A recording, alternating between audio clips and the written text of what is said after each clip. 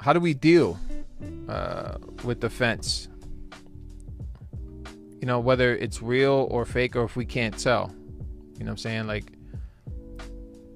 how would we deal with that? Okay.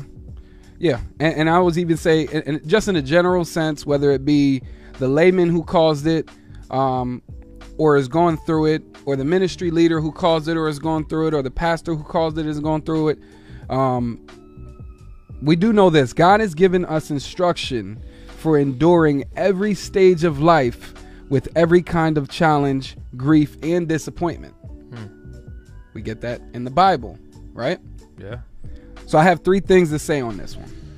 1, you have to stay in God's word. You have to stay in God's word. Amen. Ephesians 4 verses 1 through 16. And I'll just read a couple of those verses and you guys can check this out on your own. I, therefore, a prisoner for the Lord, urge you to walk in a manner worthy of the calling to which you have been called, with all humanity and gentleness, with patience, bearing with one another in love, eager to maintain the unity of the Spirit in the bond of peace. There is one body and one Spirit, just as you were called to the one hope that belongs to your call. One Lord, one faith, one baptism, one God and Father of all, who is over all and through all and in all. But grace was given to each one of us according to the measure of Christ's gift. Right? So that's calling us to live out our faith like we're supposed to, which is ultimately done by all church members being united and working together in their spiritual gifts. So we can actually resolve some of this church hurt and prevent it from happening if we were to work a little bit better together. Yeah.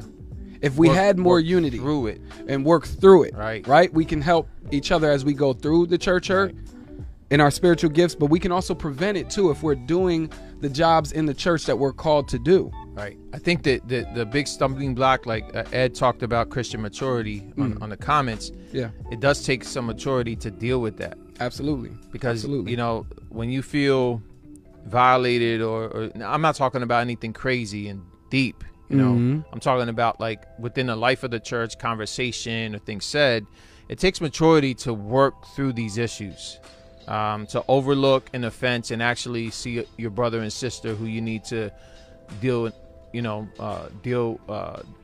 as far as with the issue, dealing with it maturely. If that's a word. I was trying to dig up a word, but in maturity, you know, and that takes a lot of like selflessness. It takes a lot of, you know, remembering Christ and what he's done, which is your anchor. Yeah.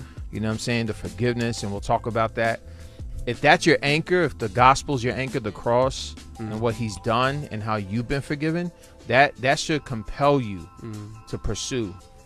You know, when you withhold that, you're essentially, and maybe I'm jumping ahead here, but I think you're essentially losing the title you have as a believer. Wow. You know what I'm saying? Like, it's that deep. Wow. You know, you have to forgive. You have to pursue to reconcile. Now, I'm not saying you got to like everybody, too. No. And you don't, and this isn't saying that you have to trust someone right away either when you forgive them. Right. I think that's an important part of the forgiveness process is, just because you forgive someone doesn't mean that you actually have to trust them right away. Right.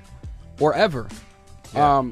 The Bible doesn't call us to trust one another, but it does call us to forgive one another and to love one another. To love one another, it doesn't mean you have to like everybody either. But you have to get along. You have to pursue. You know, you have to forgive. Yeah. You can't be bitter. To be at peace with one another as much as it is up to you. Right. So, man, we got a lot of comments here. Y'all are flooding the comments here. Yeah. That's good. That's good. That's what we want.